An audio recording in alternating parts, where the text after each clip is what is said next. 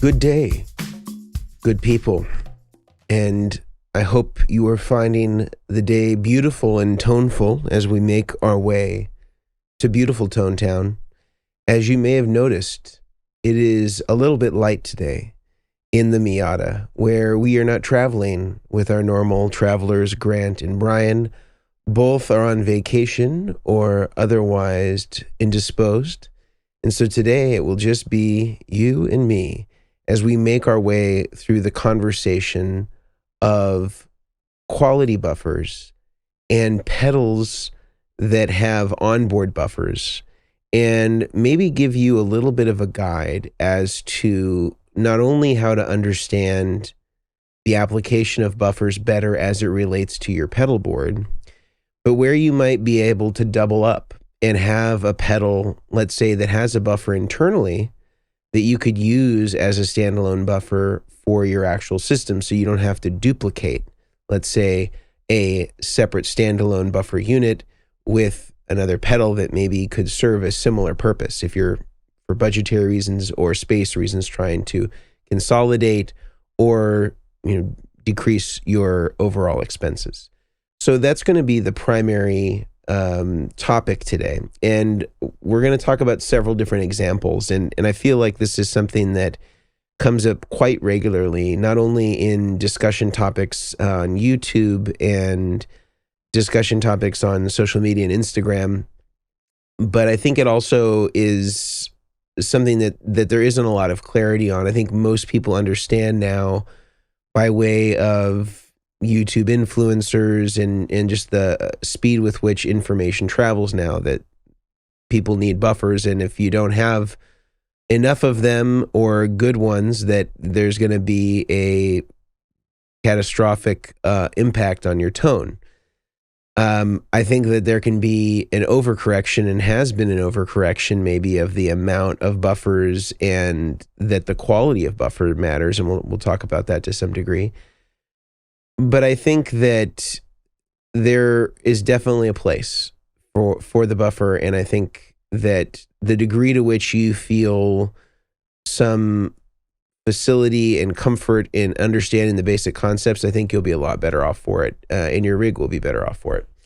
So let's start with maybe the most common question that I get, and I'm sure that both Brian and Grant get this equally, is somebody will say, well, I have a Boss pedal. So I'm holding up, if you're watching this, a Boss VB2. I have a Boss pedal in my signal path. Aren't I covered in terms of buffering because I have this Boss pedal, or I have a Boss tuner up front? So let's just get a couple of things out of the way regarding Boss buffers. This is separated from the Boss effects themselves. I will be the first to say that Boss makes extraordinary effects. This vibrato that I'm holding up as an example is an extraordinary classic effect, and many of the things that Boss makes are sort of the original units with which many other products are then copied from. So as far as the sound of the pedals, we're not talking about that. We're talking about it as a buffer. So the thing about most Boss pedals is it's actually not just one buffer. Most Boss pedals have an input buffer. So usually it's some sort of FET buffer on the input, and then they have some sort of BJT output buffer. So you have a buffer that comes in as soon as you plug into the pedal, and then a buffer as it goes out. And so right there you have two buffers. Now, the technology of the Boss buffers hasn't really changed a whole lot since this shape and size pedal, and I'm holding up the vibrato pedal, the VB2, for those who are listening, just the standard Boss size pedal. And as a consequence of that, they are not competitive with the quality buffers that exist in today's marketplace. So an example of a company, let's say, that has a pretty decent built-in buffer, if you have it in the buffered option, is something like a Strymon Timeline or a Strymon Big Sky. If I were to sort of disaggregate the buffer in a Strymon pedal and disaggregate the buffer in a Boss pedal, there'd be quite a difference between the buffers in terms of not only the noise floor, but just the overall quality, the headroom, all of the factors that you would want to consider, and most importantly, I think impedance. Now, if you're running a pedal first as a buffer, the necessity for the type of buffer that you want to be optimized for is different than if it's the buffer that comes out at the end. And we'll talk about that more, about the differences between a quality input buffer and output buffer. And they could also be the same buffer used in two places if the specs are right. But I think the main thing to understand here is that the Boss buffer is not, I don't think, at the level of where most quality pedals are now, firstly. I think secondly, the more of them that you use, even if you love the effect of them, the compounding effect of multiple Boss buffers will have an adverse effect on your tone. And again, having two buffers, and that's at minimum, some of them have more than that, at the input and output, you are essentially doubling the number of buffers that you think that you have. So if you have 5 Boss pedals, you have 10 buffers now in your signal path. And Brian Wampler actually did a really interesting video, which I will make sure that I link in the description. And maybe I'll also throw it here in the comments on YouTube if you're watching there, where he looks at multiple true bypass pedals together, and then he looks at multiple Boss pedals together, and he's sort of looking at these all electronically and kind of looking at how it changes the overall frequency, how much loss there actually is, how much added noise, whether there's any drop in level as a consequence. And he finds that, I think the number was somewhere around 5, with 5 Boss pedals in a row. For each Boss pedal, he lost some percentage of decibel in output, and the noise floor raised a certain percentage. And by the end of it, it was, something around, I think, 10% or something like that. There had been like a 10% dB drop in output, and there had been a 10% raise in the overall noise floor. So not only did your signal get degraded and it's less audible by 10%, which could be, nominal in like, standing in front of an amp or something like that, but also it added that much more noise on top of what you had. So there was some consequence there. Whereas the true bypass pedals, even though maybe there was some roll off, because you just, when you have true bypass switches, like this style, I'm holding a Nordland ODRC, and it's using a mechanical switch. So it's like the input jack wired to the switch, wired to the output jack, and the circuit is totally bypassed. You're still having some amount of wiring between the jacks, the foot switch, and then, again, input to output.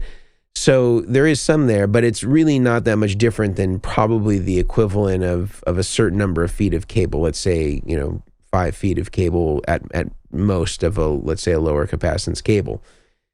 So you do have that when you're running multiple serial pedals like that, and you don't have any conversion to low impedance like you would on, let's say, the Boss, even though the quality is low. But even so, comparing them side by side, it was less consequential on the true bypass pedals than it was on the Boss pedals.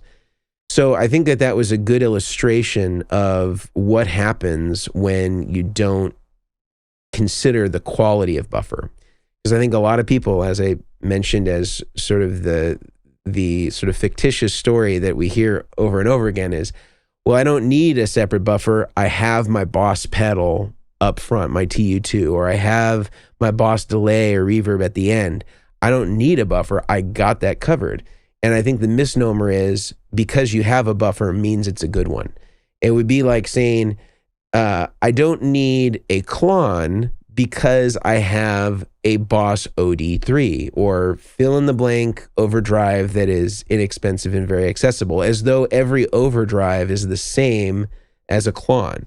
We know that not to be true, but for some reason when it comes to the buffer conversation, I think people forget that they're completely different things, and that just the word buffer doesn't mean that it's any good at what it does. So I think that's the first thing that we need to get out of the way, is the quality of the buffer matters. And I would say, again, this is not a scientific number, but I would say that of all the pedals out there that have the ability to be buffered, that fewer than 5% of them are quality.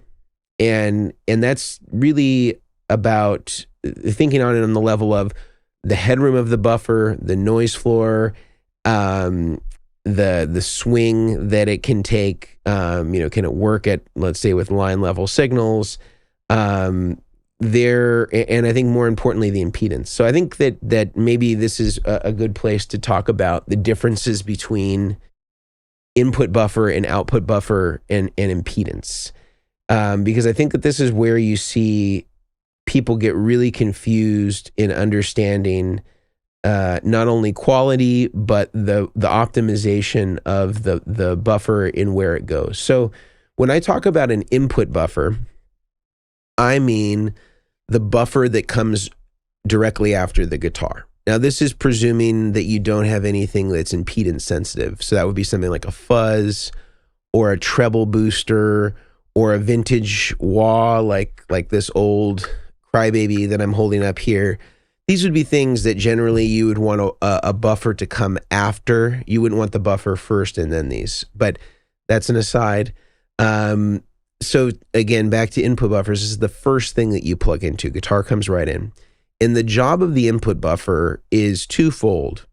The first is to load the guitar as though it were being plugged directly into an amp.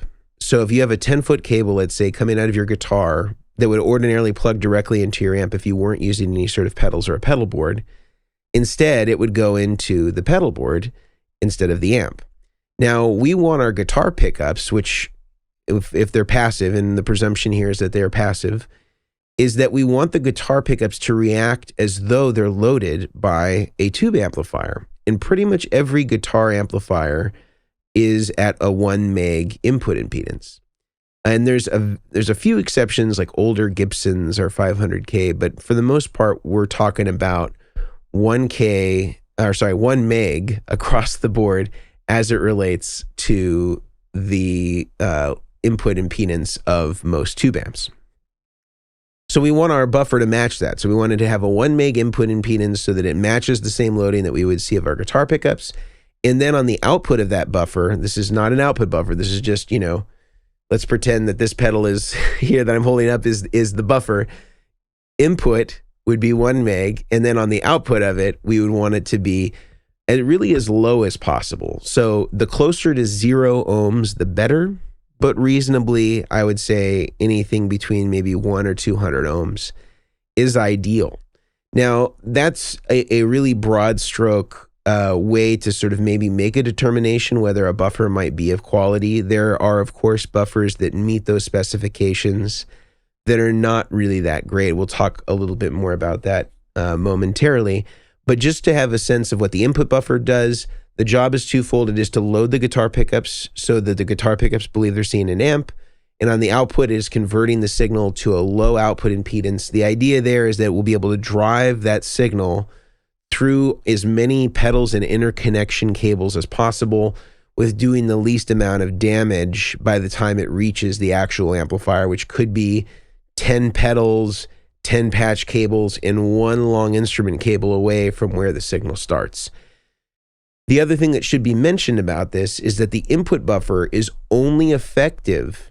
So again, that buffer that the guitar plugs into and then converts it to low impedance output, that buffer is only effective until the point with which it either, 1, hits another pedal that has a buffer, and then that pedal becomes the buffer from that point forward, or you turn another pedal on, because any pedal that's on, whether it's true bypass or it's buffered bypass, is acting as your buffer from that point forward. And this is why it's so critical to have an output buffer, because we don't know the quality of the pedals and their buffers that are going to be existing in the signal path after that quality input buffer that hopefully you have.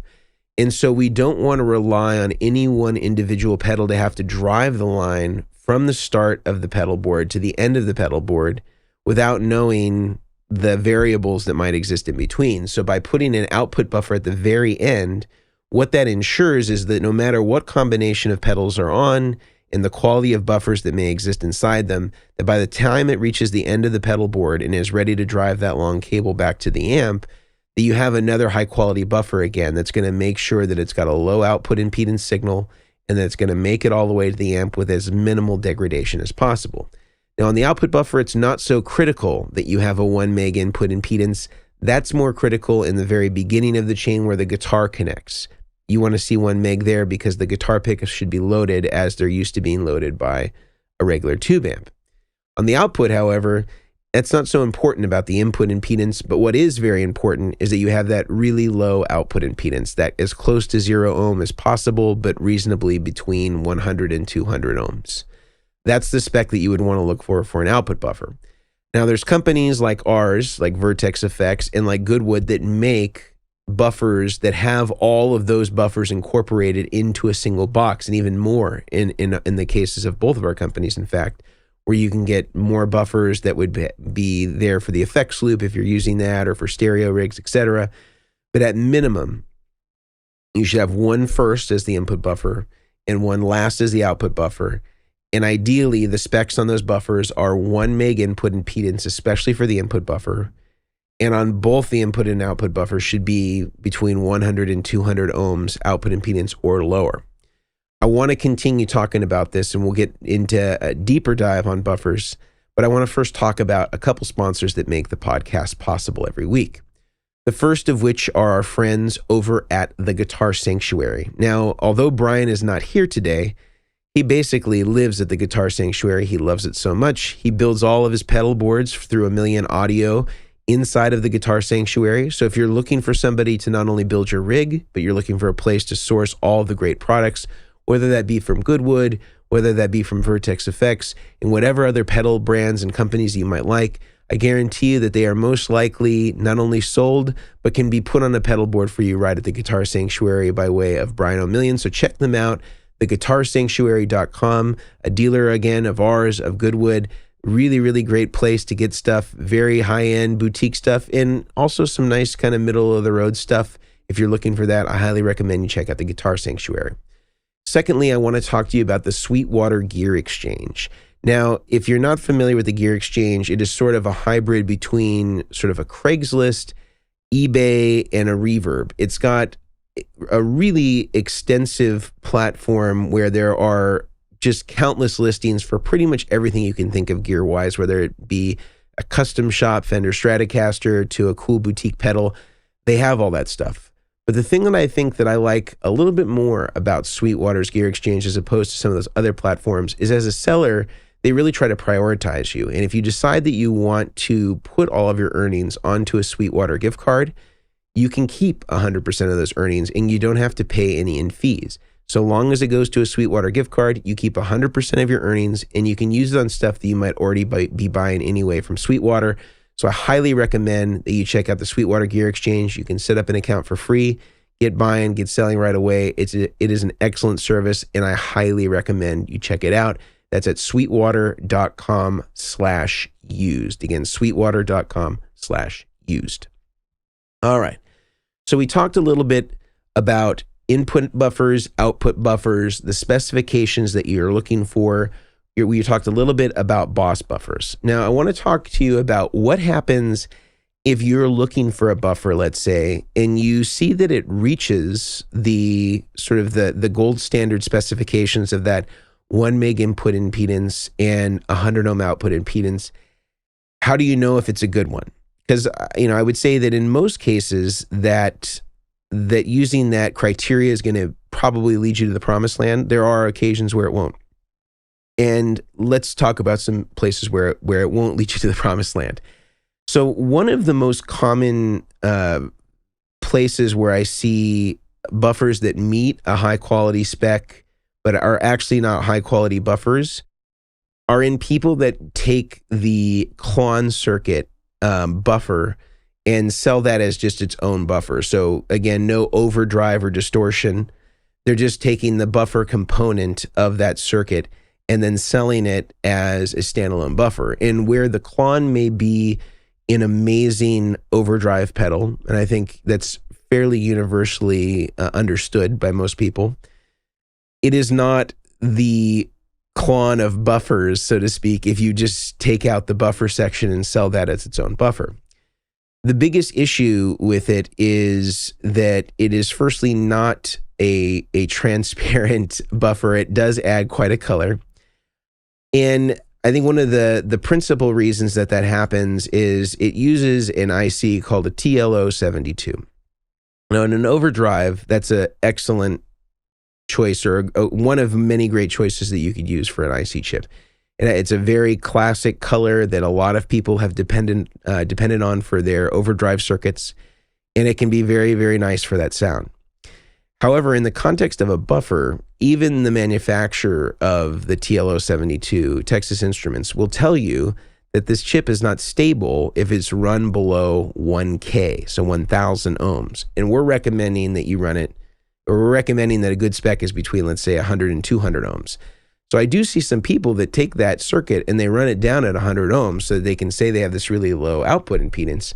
But the reality is that I've seen those chips actually invert when you run them that low because it's so far out of the spec range with which they're designed to run. So not only is it problematic circuit-wise that's the particular part that people choose because they want to keep it as faithful to the clone as possible, again, just taking out the buffer components of that circuit and then putting them into their own enclosure. It's also just not a ideal IC chip for that. It is not an ideal circuit for that sort of super low impedance, using it as a buffer. It's just not a great circuit for that, even though on paper it might meet those specifications.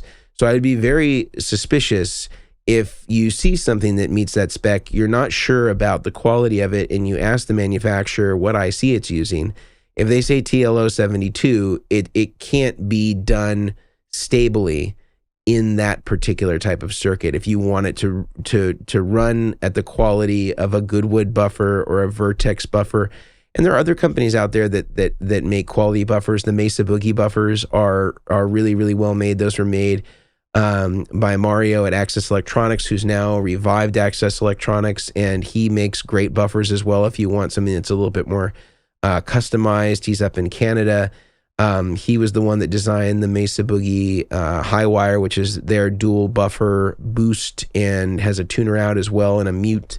And that's a really cool and great buffer with which we recommended for many, many years. I don't know that it's still being manufactured or not, but it's an excellent buffer or a production line buffer if you don't want to go with a Vertex one or a Goodwood one. Those are really great. And I think that the biggest difference that you'll find if you were to compare, let's say, a Klon one is maybe you'll find that the Klon one has a color that you like, but that's really not the job of a buffer. The job of the buffer is to take whatever comes in on the input of that signal and convert it to low impedance with as little color as possible. And on our buffers, the intent and the goal is if you put our buffer in a true bypass looper and you put 100 feet of cable between the input and output of any one of the buffers inside of ours. Ours has 4. They're all the same buffer. Just one of them has an isolation transformer on it for people that are running multiple amps. And if you put them through a true bypass loop and you brought them in and out with 100 feet of normal cable, you would hear no difference. You'd hear no difference between the 10-foot cable into the amp versus the 10-foot cable into the true bypass looper and bringing in the buffer with 100 feet of cable. And we have some videos that demonstrate that it can achieve that and does achieve that.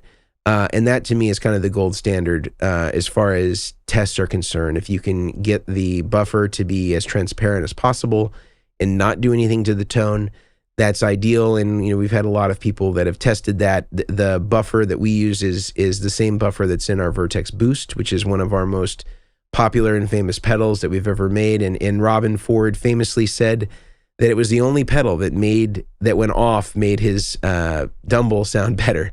So to me, that was kind of the ultimate testimonial from somebody who is, a really revered tone snob into one of the most historically sensitive amplifiers, the Dumble Overdrive Special, to any sort of pedals, to say that it improved the sound. And I predict what he was hearing was just that he didn't have this cable roll off anymore that was occurring when he didn't have a quality buffer in the system, that it improved the sound of, a $200,000 plus amplifier. So these are all good things. And I think that we need to just really be aware that, again, not all buffers are created equally, that you need to identify a quality specification, that you need to have an input and an output buffer ideally.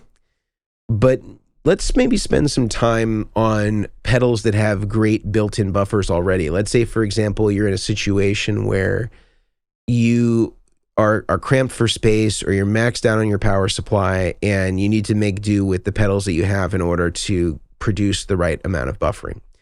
So I think a good place to start always with the input buffer is to find a tuner that will satisfy the job. If you're not into finding separate, independent standalone buffers to do it. And the one that I can think of is doing a great job that meets the specifications that I recommend is the TC Electronic Polytune. And they have inside of it what's called the Bonafide buffer. And not only for the money, but just in general, it's actually a pretty solid buffer. And I would say that it has about as good of a result as you can hope for from a pedal that also is a buffer on its own. So I would highly recommend, whether you get the mini size version or the full size version, the TC Polytune Mini or Polytune Standard with the Bonafide buffer, and you'll see it says Bonafide on the bottom of the pedal.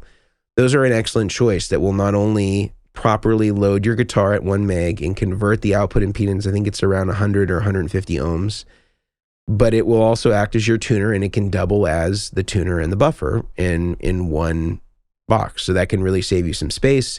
It can save you some outlets on your power supply and allows you to consolidate. I'm not sure of any other tuners that match that specification, and if you know of any and you're watching this on YouTube, please do feel free to put those in the comments section, and I can make sure that I alert other people to those as we continue conversations in the world of buffers. And on the output buffer, meaning the last pedal in the signal path, I think there's a lot more options there. As I had mentioned earlier, most Strymon pedals are within that specification range, that they're typically around 100 ohms on the output. Most TC Electronic pedals are also in that range. And so not only is the TC tuner a great input buffer, you could use something like their reverb or delay as the last pedal in the chain. And those are quality buffers and sound very good and have minimal color. Other ones that I can think of that are pretty decent. I think that Source Audio is pretty decent. They might be a little higher than 250, but it's got a lot of headroom. And I think if you're using decently low capacitance cables, I think that they'll be a pretty acceptable output impedance. I think the UA pedals are also kind of in that range as well, maybe like 300 to 500 ohms. So not awful. But again, if you're using decently low capacitance cables, I know that their buffer has, or it doesn't necessarily have to be buffered, it just has to be on. So most of us use our last pedal, like a reverb is usually almost always on. So even if it were true bypass and you left it on, that would be acting as a buffer at that point. A couple of other ones that I can think of that would be great at the end. The Maris stuff is also within that spec range. So that's something that you could check out. I don't think that line 6 is in that range. I think line 6 is on the higher end of that range, so I wouldn't trust that as a standalone buffer on the output impedance alone. Definitely don't go with the Boss stuff. As I said, it's like fewer than 5% that really meet this specification. I think GFI is in that range, like kind of maybe 200 to 300 ohms. So maybe slightly higher than I'd like, but still pretty acceptable and decently low. And I kind of think that that's it. There's not a whole lot of options out there that are super, super low. It's certainly more than there are of tuners that are out there. But I think that most of the Strymon stuff is pretty acceptable. Again, UA, Source Audio, TC Electronic, those are all good. A lot of the other stuff is kind of starting around 1K, sometimes even higher. So it's not particularly great, and 1K is 10 times higher than what I would recommend in terms of the output impedance. I want to continue the conversation, but I want to move on to a couple more sponsors that make our podcast possible every single week. The first is our friends over at Neural DSP. Now, I've had about a month now to dive into the Quad Cortex. And I have to say, I've been thoroughly impressed not only by the amp modeling that it has, but I've been very impressed with just the ease of use. I think one of the challenges when you're getting into any of these amplifier modelers is that I think if you're trying to take captures of amplifiers, that process can be quite complicated. I think secondly, in order to have easy access to all the parameters, it can really be like learning a new language. And I would say that from my experience with the Quad Cortex, it's very, very easy in order to get going and get good acceptable tones with just using the unit itself. I would say beyond that, speaking of their plugins, I think that those are also things that I never really spent much time in. I have great amplifiers wall to wall here in my home studio. And so I don't often think about going to plugins as a way to achieve tones. However, I've been finding myself inspired by setting these clean tone patches that are kind of maybe beyond the level of cleanliness that I could get with my amps alone, and just kind of getting these really beautiful pads that kind of resemble some of the LA studio sounds that I really like. And I think that that can be a cool tool to use in addition to the amplifiers that I have surrounding me. So if you're interested in checking out some of those plugins, Neural is offering an amazing discount at 30% off. So you get 30% off any one of their plugins that's available on their website. You're just going to head over to neuraldsp.com, and the 30% applies to everything except the brand new releases. So for example, right now, the brand new release is the Mark II C+. However, after 90 days, and probably by the time you're watching this podcast, you may have only 30 days left. It'll then be available for that same 30% discount. And there's tons of other great stuff that's available right now, whether it's the Corey Wong amplifier model, or whether it's the Tim Henson, or whether it's the Pliny. There's so many different options on there. I highly recommend checking it out, and for 30% off, you can't go wrong. Next, I want to talk about another sponsor, our friends over at Mono. Now, behind my head here, if you're watching on YouTube, I have a bunch of different cases, and some of which are my Mono double gig bags. And when I was doing a lot more gigs, I found that as an indispensable tool to be able to take two instruments, whether that was a Strat and a Les Paul or a Strat and a Tele. I always made sure that I took my double gig bag with me. It was pretty indestructible, and I have had it for probably close to 10 years, or as long as those things have been out. I've pretty much had one. It is a great tool. I love everything that Mono does. They're stylish, they're sleek, they travel well, they keep your gear safe, and I don't think there's anything more that you can ask for. And our friends over at Mono are offering listeners a exclusive 10% off code, which is Chairmen. So go to monocreators.com, use the discount code Chairmen, and get 30% off. I should also add that for Neural DSP, in case I didn't say it, the discount code is also Chairmen for 30% off.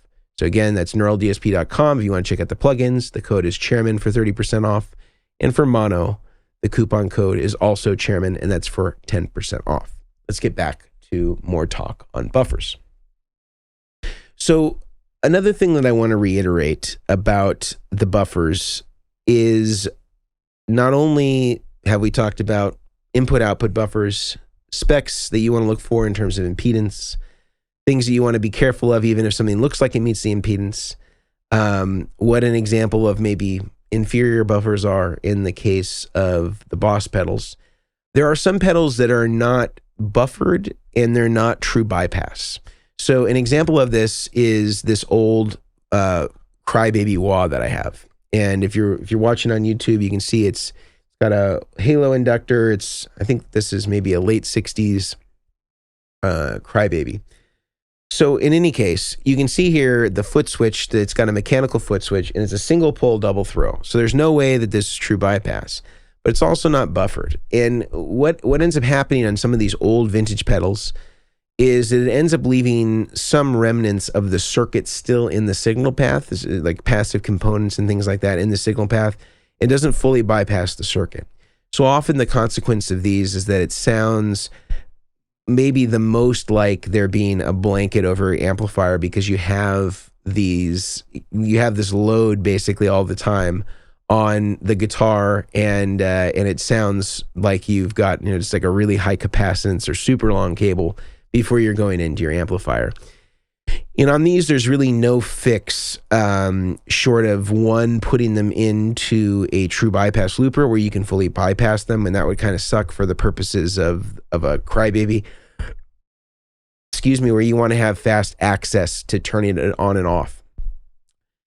The best solution here is to modify it to true bypass. And I think for most people, even the vintage pervs like me, they don't typically mind if there's been a modification like that to them. So if you're worried about devaluing your vintage crybaby, the only reason why I haven't done it to this one is that I just haven't gotten around to it. Anytime I've ever used it, I've just put it on the floor and like plugged it in for something very specific, so I didn't have to live with it in the signal path the whole time.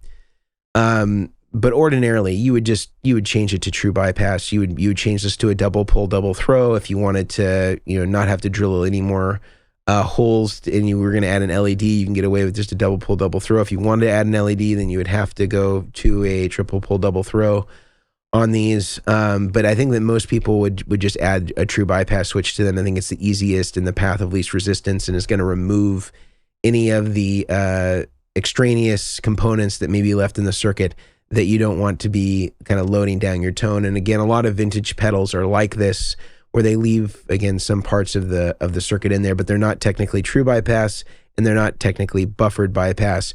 They're just sort of like an incomplete bypass that was sort of predating when people cared about this stuff, and that they were using, maybe only one pedal at a time. And so the idea that you would have some tone suck just wasn't really part of the equation or the things that they thought of. So if you have vintage pedals, I would keep that in mind. Most of them are pretty easy to modify. There's a couple of websites that are really good at giving information about how to make these modifications. There's a European guy, and I want to make sure that I say his name right, because it's kind of it's like it could almost be. I'm looking it up as I'm writing this to you. Yeah, it's called Stinkfoot. I wanted to make sure that I wasn't just like imagining that was the name and just putting it out there. And he's got some cool modifications that he talks about in terms of true bypass, and I believe he has some diagrams too about how to modify a wah for true bypass. So there's lots of websites that show this. I remember thinking of him off the top of my head, that he always had some really good resources in order for people to be able to take a vintage pedal like a old Vox wah or an old Crybaby and be able to adapt it to what you would find in a current spec. And I think, speaking of wahs, let's talk about, again, pedals that are incompatible with the buffer, and which pedals, in addition to what we've already mentioned, are you going to want to stay away from when you're considering what goes with the buffer. So I think any sort of vintage wah or wah that is modeled after a vintage wah. Sometimes when I say vintage wah, people will say, well, my Crybaby was built 2 years ago, so that's not vintage. But a Crybaby, by its nature, is a replica of a vintage wah, and it is still very much made in the way that it was made 20, 30, 40, 50 years ago. So most of these will still fall victim to the same challenges as the original ones would. So I wouldn't just say to yourself, I'm off the hook because my Crybaby I bought at Guitar Center last week, so it's going to be impervious to these problems with the buffer. Now, that may be true on some models, but for the most part, if it's a vintage one, I would just say try it. If you're curious about how much the buffer affects the wah, that could be a way to do it. Another thing about wahs that I hear said frequently is people say, well, I have a fuzz-friendly wah that has a buffer in it, like a full tone. Like a full tone Clyde has a buffered switch on it. And they say, well, I leave my buffered switch on all the time. Now, I have a buffer on the input. And when you're talking about wahs in the quote-unquote fuzz-friendly derivatives, all that's talking about is when the pedal is on, that it changes the output impedance so that it is going to be more compatible with a fuzz, typically, is what they're doing. Because often when you put a fuzz after a wah, you'll lose the sweep of the wah. The sweep of the wah becomes very abbreviated, where the sweep does very little from start to finish, and there's sort of this narrow range where it has any activity at all. And that's because of the impedance interaction between the super high impedance nature of the fuzz and the high impedance nature of the wah, and the way that they interact is unfavorable to get the full sweep of the wah. So what people do as a mod to that is they buffer the output so that the fuzz is driving the fuzz with an impedance that allows you to have better use of the full sweep of the wah, and you get to hear more of that interactivity that you have. Now, to me, the problem with that is that it sort of kills the tone of the fuzz and maybe doesn't improve the tone of the wah so much, even though now you have your sweep back. I would say that that's not the same, or I wouldn't say it is not the same as having an input buffer before everything, because that buffer on your wah is only active when the wah is on. It's not active when the wah is off. So just keep that in mind if you have something like a full tone Clyde, or you have some other buffered wah, and a lot of companies offer what they call a fuzz-friendly circuit, where it installs a buffer on the output section when the pedal is on, typically, not when the pedal is off. So basically, it's just changing the output impedance again to make it more favorable so that you can have that full sweep of the wah. So just keep that in mind again with the wah. Pretty much anything that has a silicon transistor that's not diode. Some people confuse like silicon diode. Anything that has a germanium transistor, those are going to be typically things that you don't want to put after the buffer. You want to keep those up in the front. So again, that goes for treble boosters. That goes for, some of the old like color sound stuff, even if it is just like a color sound booster, some of those have germanium or silicon transistors in them. Again, old wahs, fuzzes, fuzz face, tone benders, almost all that stuff. There's some big muffs that will not be sensitive. Some of the earlier big muffs are silicon, and some of the other ones are IC based, so they use a chip, and those typically are not sensitive to any sort of impedance, so those can be a lot more flexible in a pedal board in terms of the position. Another thing about buffers that is of interest, I haven't experimented much with this, but I think it's something to mention, is that the guy that designed most of those Mesa Boogie buffers and is now back doing Axis Electronics, he makes something called an unbuffer, where in essence what it does is it takes the low impedance signal that you have coming out of your input buffer, let's say, and you plug it into this unbuffer, and it converts it back to a high impedance signal that looks like a guitar signal. And then you plug the fuzz into that loop, and then on the output of that loop, it transforms the signal back to a low impedance signal. And so this is great for people that have like racks or ways that they can't really easily use an impedance sensitive effect like a vintage fuzz without having the consequences of a low impedance signal hitting it. Now, there's some fuzzes that actually work okay or are designed to work in that condition. I understand some people really like the Benson fuzz. I think that has some sort of circuitry in it that allows it to work favorably even with a buffer. There's this MXR one that I'm holding up here, which is called the Classic Fuzz, the Classic 108 Fuzz. And it's got like a little buffer switch on it. This thing works actually really great. This was introduced to me by Paul Jackson Jr., and I found that to be really good in buffered scenarios and worked really favorably. Or if you have a wireless, that's a situation where basically the wireless is a buffer, so anything that comes after the wireless is subject to that low impedance signal. Those worked really well for that. The Boss FZ series stuff works really well if you want to have a fuzz sound but you don't want to worry about having a buffer before it or wireless or active pickups. So those are all great choices. And let's also mention active pickups in the role with buffers, because I think this is another thing that comes up quite a bit. So let's say, for example, you have EMGs or fill in the blank active pickup red. Basically, what this is doing is it's taking the buffer that would ordinarily go first and load the guitar pickups as though they're seeing an amplifier, and it moves the buffer inside the guitar. So basically that input buffer is just happening earlier in the signal path than it would be happening if the pickups went passively through a 10-foot cable, let's say, to the pedal board and then received the buffer. It's going in reverse and actually going inside of the guitar. So the buffer is happening right at the point of the output jack. So you have like your pickups come in to that input buffer, goes out of the output jack, and so by the time it's from the out of the output jack, it's already low impedance and it's driving that signal through to the pedal board. So some people ask, if I have active pickups, do I need to have buffers? And the only thing that the active pickups would replace would be the input buffer, if anything, meaning the buffer that comes first. It would still be subject to the same problems of any other pedal board, where every time you turn on a pedal, that's replacing the buffer from that point forward, or anytime you hit a buffered pedal, it's replacing the input buffer from that point forward until you hit the output buffer, which is why we encourage you to do both.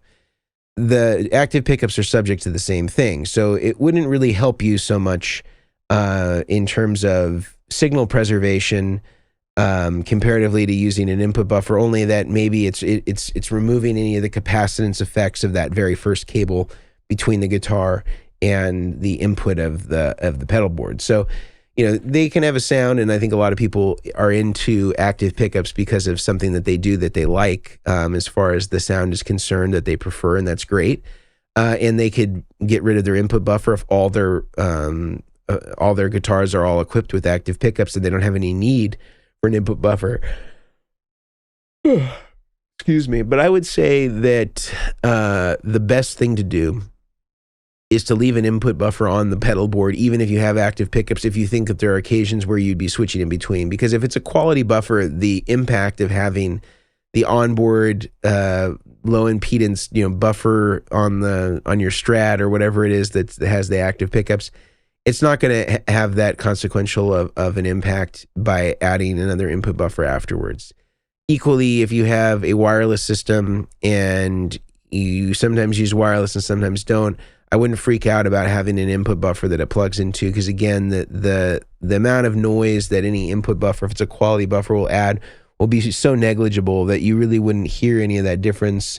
And it wouldn't be any different than having, the buffers of two pedals that are turned on present at the same time, which we don't even think twice about turning multiple pedals on our pedal board. So this should be no different in that regard. I want to continue with one more point I wanted to make about buffers for the good of the order. But before I do that, I want to talk about a couple more sponsors that make the podcast possible every week. The first are our friends over at Bestronics.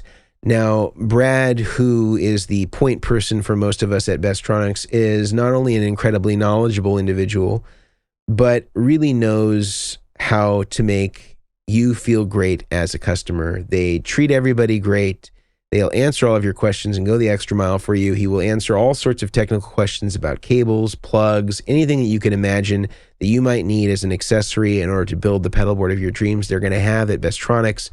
I highly recommend going over to btpa.com and using the code DACHAIRS, DACHAIRS, and get 10% off your order. You can go and ask for Brad, tell him the chairman sent you, and you get 10% off by using our code. And again, they have everything that you might need in order to build the rig of your dreams. Next is Creation Music Company. Now, Brian is probably the foremost evangelist of Creation Music Company. And not that I don't have anything great to say about them. I think that they make some great products. They have really cool pedal boards. They make plugs that really nobody else makes with their short straight plugs or their super compact pancake plugs that Brian, again, is pretty much exclusively using from what I can see. Very cool stuff, all made in America. You can head over to creationmusiccompany.com and use the code Chairmen15, CHAIRMEN 15, and get 15% off your entire order from Creation Music Company. Check out their pedal boards, check out their cases, check out all the different accessories they have, plugs, cables, etc. They got it all there. Check it out. Get 15% off using the code Chairman15. Lastly, our friends over at Stringjoy. I've said it and I've said it again. I am a string destroyer. I brutalize strings, in fact, with my corrosive sweat on my hands, and I have a hard time finding strings that will last me really more than a few hours, certainly no more than the length of a gig. They are absolutely destroyed. Now, the challenge that I have is that in order to circumvent having to change strings so regularly, as I often have to go to coated strings in order to get some longevity, even if the playability goes down. Stringjoy has made the first string that I've found that is not coated, that has the performance of an uncoated string, but the longevity of a coated string, and I am extremely impressed by that. I have found some coated strings I really like, but I would rather use uncoated if I can help it. I just have never been able to find a brand that can do it. Our friends at Stringjoy have done that. I have been using their 10 gauge strings and have been incredibly satisfied with not only the longevity, but the tone. I've been using them on my Strat for the last month and a half or so, and I've been really, really happy with the results. I also really like that they have a subscription service, so I never need to run out of strings. I can always get a new delivery every month, and I can sort of fluctuate what my needs are based on how many guitars I string from month to month. So I only get a delivery of what I actually need. And again, I'm never out of strings. I never have to run to Guitar Center and get some string that I don't really believe in just because I want to have a guitar that's playable. This is a great way to make sure that you always have strings in your guitar inventory. You have strings for every guitar that you have, and you're having a high quality string. Go check out Stringjoy at stringjoy.com. Use the code BOARDS, BOARDS, for 10% off of your order. That doesn't matter whether it's a subscription service order or whether you're just buying a couple of packs of strings a la carte. This code will work. So check out Stringjoy. I think you're going to dig them as much as I have been. So let's wrap up on buffers. We've talked about boss buffers. Talked about how to spot an inferior buffer either based on spec or based on the way that it is, or the parts that are being used in it. And this is something you can always ask about. We've talked about pedals that have high quality built-in buffers. We talked about the differences between input and output buffers. We talked about specs on buffers that you want to look for. I think that the last thing that we should talk about as it relates to the buffer, I think is just understanding the degree to which the buffer can help the overall tone. I think some people believe that the buffer is a cure-all and will remove any negative consequences that are in the pedalboard system. And just by way of putting in a buffer, it makes everything better. And I think that we need to set realistic expectations about what the buffer can do. If you have noisy pedals, if you have pedals that just suck the tone irreparably, there's only so much that the buffer can do. And really my recommendation on being able to get the most out of a buffer is to have as many pedals as possible be true bypass, within reason. Not everything has to be true bypass. Even on my own pedal boards, I don't have every pedal true bypass. But you have to have as many pedals as true bypass as possible, have a really high quality buffer on the input, a really high quality buffer on the output, and you're adding in as few buffers in between that. So again, as many true bypass pedals as possible. Now, the thing that is challenging is some pedals that appear to be true bypass, things like, again, this old vintage wah that looks like it has a mechanical switch, but actually is not true bypass at all. There are companies even that don't really fully bypass their pedals. And one way that you can tell, especially if it's a mechanical, if it has a mechanical foot switch, is if you unplug the power from the pedal and it's in bypass, does it still pass the signal without any tone change? And a lot of times they'll just lose signal completely. It'll kill the signal. A lot of the relay-based stuff won't pass signal if you pull the power out of it just because of the way that it's designed. There are many different ways that are attributed to true bypass. Very few of them, or I shouldn't say very few of them, but I'd say half of them don't really do true bypass fully. Really what we're looking for is that the circuit is completely grounded out and all you have is the input jack, the foot switch, and the output jack, and there's nothing in between. Because I've seen examples of pedals that purport to be true bypass, but you can, let's say on a modulation pedal, this is not a modulation pedal, but let's just pretend that it is. And if you're listening, I'm holding up a Nobles or a Nordland ODRC, but let's pretend, for example, this is a chorus and it has a rate control. And even though it's true bypass and off, when I move the rate control in different positions, I can get the tonality of an oscillation to change, where it will start beating faster or start going slower based on where I move the rate control. And there's a lot of issues like this where you'll see pedals that say that they're true bypass, but they don't fully ground out the circuit. And so you get some remnants of those circuits in and bleeding into your audio signal. And this can be a real problem. So I would always say to anybody who is qualifying their pedals before a pedal board build is really make sure that you know your pedals really well and how they work together. And you're using them in the context with which you're going to use them in once the pedal board is built. Because it will be a great vetting process for you to fully understand whether there are any tremors in any of these individual pedals that could be mitigated before they go onto the pedal board. Because sometimes once they're on the pedal board, it can be really difficult to work backwards and understand what the actual problem is, especially if you've never used all of the effects that you're planning to use on your pedal board for the very first time. This is the first time you've put them all together in sequence, and so you don't really know where the bodies are buried, so to speak. So a good thing to do is to try to set up the pedals, even if it's sloppy with patch cables and just a loose power supply, to really make sure that you're listening to the noise. One thing that I often do when I'm building a pedal board for the first time, especially with stuff that I'm unfamiliar with, is each time I build a new patch cable, or even if it's in a switcher, I will always have the input plugged in and the output plugged in of whatever the last pedal that was wired in, or the output of the switcher, because I can just bypass any of the unterminated loops. And I record it in Logic. And I listen to what my first recording was, which is just guitar into amp. And I label that guitar to amp. And then I do guitar to pedal to amp, or pedal 1 to amp. And I listen to that recording, again, with the pedal off. And then guitar to pedal 1 plus pedal 2 to amp. And I listen to that recording. And I'm starting to listen for, is there a point with which my noise floor really starts to increase? Or is there a point with which I'm, getting some sort of degradation? And when I compare it to the baseline, what am I hearing respectively? And this can sometimes help you make adjustments in real time on your pedal board, so you haven't gone too far before you correct a mistake. Because building the whole thing and just getting it out of the way makes it really hard to go backwards and troubleshoot anything, because you don't have a sense as to whether your problem is cumulative or it's an individual isolated problem that's exclusive to one pedal.